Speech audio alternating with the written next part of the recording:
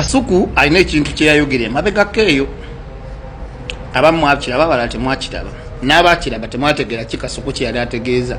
Kasuku lumu yalina Shalom n'amugamba nti Uganda never fought for its independence from the white people or from the colonial rulers, but Kenya and Tanzania they fought blood to blood n'abazungu baakubagana. Ontegedde baakubagana n'abazungu Maji rebellion and the Mau Mau rebellion. So Kasuku kye yali agezaako kutegeeza kiriwo ekiti nti abazungu ziyense ebbiri Kenya ne Tanzania bwe zaalwana n'abazungu, abatuuze baazo bonna baasitukira wamu okulwanisa abazungu. That's why Kenya oba Tanzania tosobola keera ku macha kutandika bateekako that impunity. Bajja kugamba we all fought for this. Oba ontegedde. But in Uganda we negotiated for peace from the white people or from the colonial rulers. Kakati amawanga agamu as in tribes ezimu zifiringa left out bo bagamba eyo bya Baganda oba eyo bya Bakinga. That's why His Excellency Robert Kyagulanyi Ssentamu atuwalinze Uganda yonna nga kyasinga okugamba abantu is unity, because if we are united it gives you that idea of feeling to have the same equal rights and opportunity kunsiyo ubontegeera.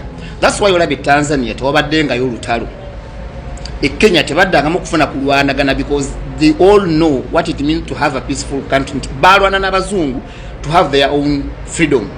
Nefe, just because we negotiated, we begged, we don't know what it means to have freedom in our countries, because we twasaba busabira nange tubeegayiridde naye mu kusaba okunji okwegayirira okunji tusaba busabi, we ended up fighting fighting mu febe nyini nga twerwanyisa ate kubanga bali bagamba okay is it what you want nti ne bagenda after bazungu kugenda we started fighting ourselves, twatandika okwerwanyisa nga buli omu agamba kati for example nga omuganda agamba nti ffe twa negotiating n'abazungu, for you can't come here and rule us.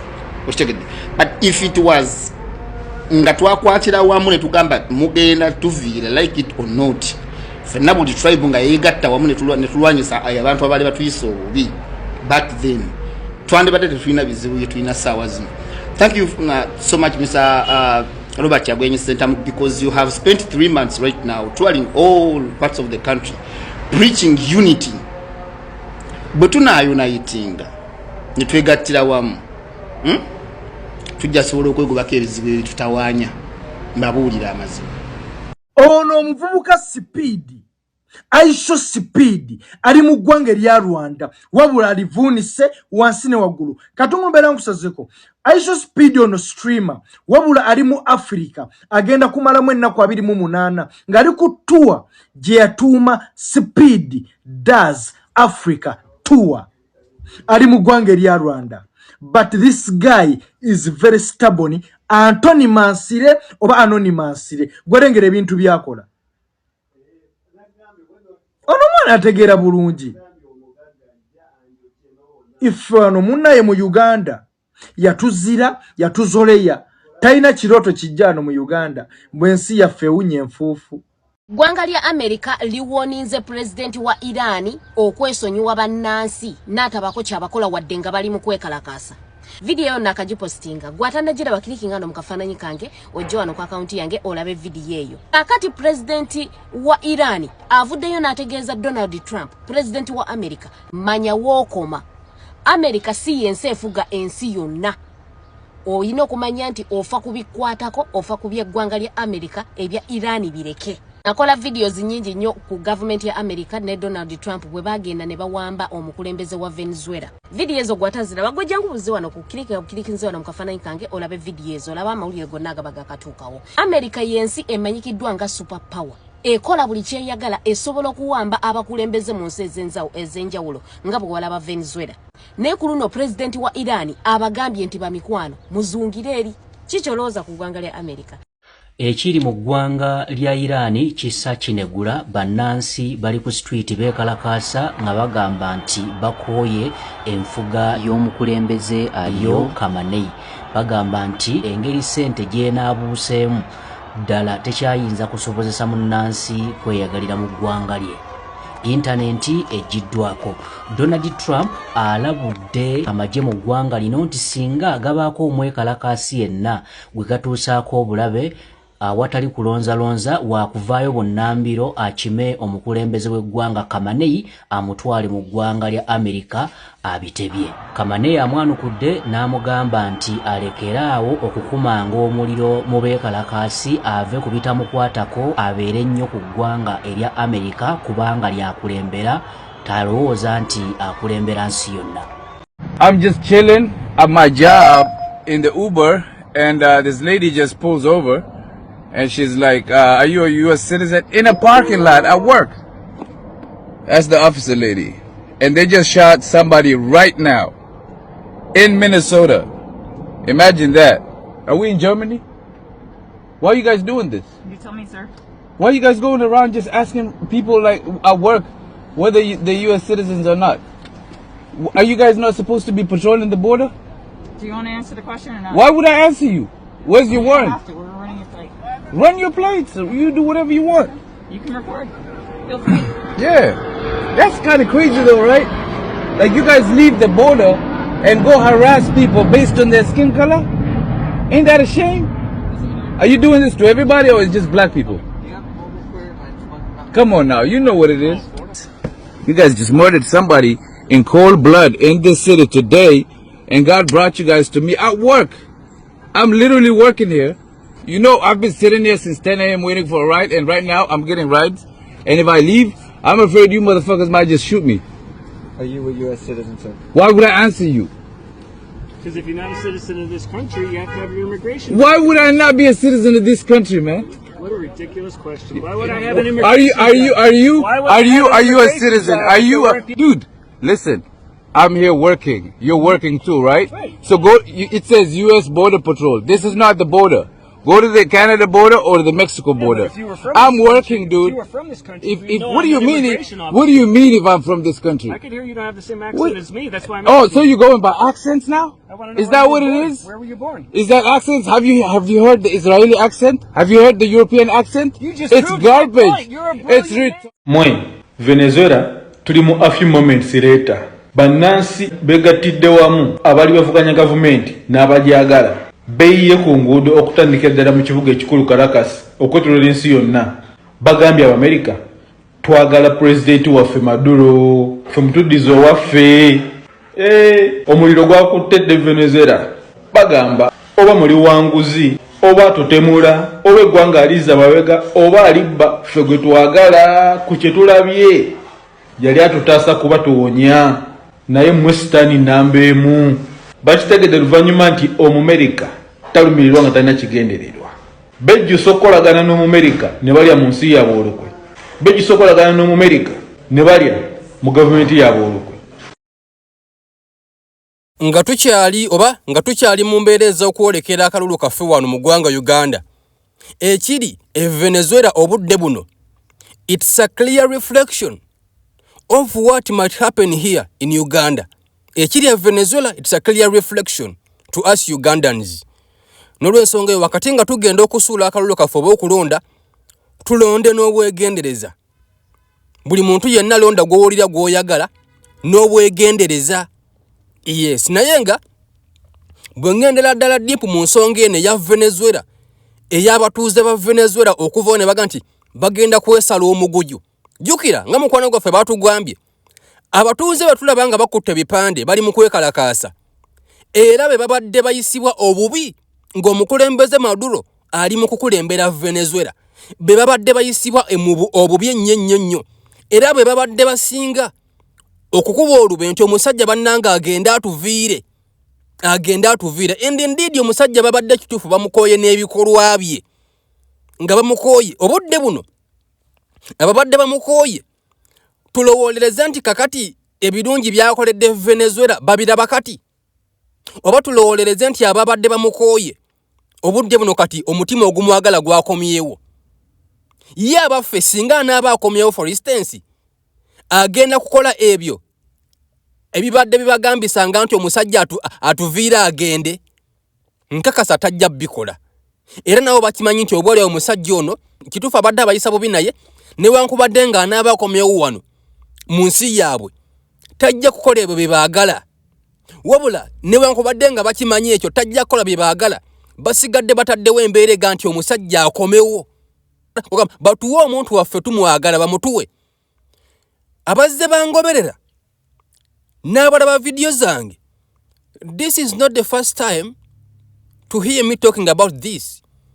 This isn't my first description about this. Bino nabyogerako dda nembaga nti disrespect ensi ya Venezuela gyeriko obudde buno akamanyiiro k'Omumerika ng'amanyiira aba Venezuela oba ab'ensi ya Venezuela okutwala omukulembeze waabwe mu ngeri gye bamutwalamu ekyamazima kaali kamanyiiro super kujogajoga nsi eyo na kugiyisa mu maaso ogamba nti omukulembeze bamujje mu nsi ye ne bamutwala mbu ate bamuvunaanira eri. Nabawa example nembagamba nti Museveni bwe babanga bannayuganda bano bamukooye ebyaddala nga bali mu kkuba olube nti omusajja agenda atuviire. Si bannayuganda bangi abaagala Museveni aveeko wabula ataatwalibwe mu Amerika nti gyagenda okuvunaanibwa. Bannayuganda baagala nti bw'aba avuddeko at least asigale wano mu nsi bannansi bamwevunaanire. Otherwise singa bamutwala nti agende eri bamuwambe bamujje mu nsi ye kabeera akamanyiiro super. Akamanyiiro super buli munnayuganda kaataali yagadde. Buli munnayuganda awangalya mu Uganda teyali yagadde kujogebwa bwatyo olw'ensonga nti omukulembeze w'ensi yabeera representative waffe mu nsi zonna ezeetoolodde globe. N'olwekyo singa bamujja mu nsi ye nga mu Uganda wano ne bamutwala mu ngeri bw'etyo ey'ekyeyonoonero mu ngeri bw'etyo ey'akamanyiiro ey'okudisrespectinga bannansi kitegeeza nti babeera babamaliddemu ddala ekitiibwa baba tebababazeemu wadde ettondo ly'amagezi. Ekyo ze zimu ku nsonga lwaki mulaba nga aba Venezuela beesaza omuguju bali mu kwekalakaasa. Temulowooza nti beekalakaasa omusajja ono akomewo mu nsi yaabwe addemu abafuge nedda. Beekalakaasa ku lw'omutuuze waabwe first representative waabwe baagala akomezebwawo mu nsi yaabwe at least bo bamwevunaanire naye nga tatwaliddwa eri kumanyiirwa. Bw'atwalibwa nga bwe yatwaliddwa ensi yonna ebeere bagimanyidde. Ensi yonna babeera bagimanyidde abasajja abo kati kyekiruma abatuuze ba Venezuela. Kwe kuteekawo embeera eyeesala omuguju ne baga nti omusajja wadde kituufu twali tumukoye naye ate kati tumwagala akomewo mu nsi yaffe. Si lwakuba nti akomewo bakulembera. I want you to quote that. Si lwakuba nti bamukomyewo mu nsi bakulembera. Bamukomyewo nga munnansi yaabwe omuntu abakulembedde okumala ebbanga nti newankubadde nga bagamba nti abadde kugamba bamukooye wabula sigamba nti talina birungi byakoledde ensi eyo. So baali agadde okumuhoonalinga nga bo bannansi abaagala omuntu waabwe omutuuze w'ensi eyo omuzaale ow'ensi eyo. Tebaali mwagaliza kuyisibwa nga bw'agenda okuyisibwa. Kati ze zimu ku nsonga lwaki bali mu kwesala muguju beekalakaasa bamwagala. And indeed singa amaloboozi gaabwe gabeera ag'amaanyi bwe gatyo ne gasukka obutazikizamu ko yadde ne bateekerawo ddala embeera egamba nti tugenda kulemera ku makubo twagala omuntu waffe newankubadde nga tetumwagala kukomawo kutukulembera. Kyaddaaki Abamerika bajja tuuka time baseseme omusajja oyo. Bajja tuuka time bamuseseme bagambe nti owaaye genda okulembere abantu bo bakale genda mu bantu bo. Kubanga enkwata gye bamukwatamu ne mukyala we yali kugamba emalamu ekitiibwa ensi yonna. Bamukwata ng'omuntu omuzzi w'emisango ogoga nti ali awo alina emisango emitirivu ennyo gye yakola egiri awo. Ze zimu ku nsonga lwaki bannansi beekalakaasa. Bajja tuuka bamuseseme singa bannansi banalemezaamu. Ne baga nti abannange tuganya okuzikiza omuntu waffe tumuwagala mu mutuwe ffe tumwevunaanire. Mulaba kye baakola omukulembeze wa Sudaani. Bwe mbasalabidde Amerika si ye yamuggyako. Abatuuze bamwejjirako ne bamwevunaanira emisango gye nera ne bamwesibira mu makomera agaabwe. That is very okay. Beevunaanira omuntu waabwe kubanga amateeka agaabwe galina bye gagamba. Beevunaanira omuntu waabwe naye mbwe okumugyawo bamutwale ekyamazima ekyo kyali kibi nnyo nnyini ddala owa Venezuela. Then ensonga endala Abamerika okubeera ababbi. Abantu webagambira nti tewali mu Amerika wantu wagenda nga talina kyabaze. Buli wagenda abaako n'ekyobugagga kyabaze okutwala mu nsi eyo. Ze zimu ku nsonga lwaki babagamba nti mmwe abeesigulidde ku Amerika nti ejje bataase wano tejja kujja kuba talina kyabugagga kyegenda kujja wano. Tekiyina. Naye newankubadde nga babibala mu Venezuela nti bye baaluubirira mu kugamba nti katugenda tuggyeko omusajja ono era Trump ne yewa negundi esima mafuta ago nti obolyawo bagainako portion bannansi we batinga we wali okujjako nga amafuta gabadde gayita mu nsi eyo ne gagenda ne baga filteringira mu nsi endala nti gajja kusigala gakyavaawo naye bannansi we batenga we bali ku makubo era basobola okulemesa America otwala amafuta gaabwe bannansi nga bwe bato kubanga tajja batta bonna bamalawo basobola okumulemesa okugatwala kati afundikira ngera tayinaawo kuba bannansi singa bamala otegeera nti ono ekiruubirirwa kye si kutujjako musajja ono gwe twali tukooye wabula ekiruubirirwa kyali kya bya bugagga kwesalira ddala omuguju kuteekawo mbeera egamba nti kati tojja bitwala naffe tubifiirwe bannansi bayinza okwegugunga kubanga we gali amafuta bamanyiiwo oyiro waabwe waali bamanyiiwo we bagenda ne bagumba we bati nti kati mutukuba mutumalawo mutumalewo ne bafundikira nga tebajja kusaanyawo bantu kubanga kamera oba ensi yonna eraba nga beesonyiye amafuta so ekitwaza omukulembeze okumujja mu nsi yo mutwala eri simanyavu naani bwedi ebeera disrespect y'amaanyi mumwe abatuuze b'eyo ensi zezimu ku nsonga lwaki bano bagambye nti tugenda kwekalakasa tugenda kweyiwa ku nguudo abasajja situagala batumanyire ate kusukkaawo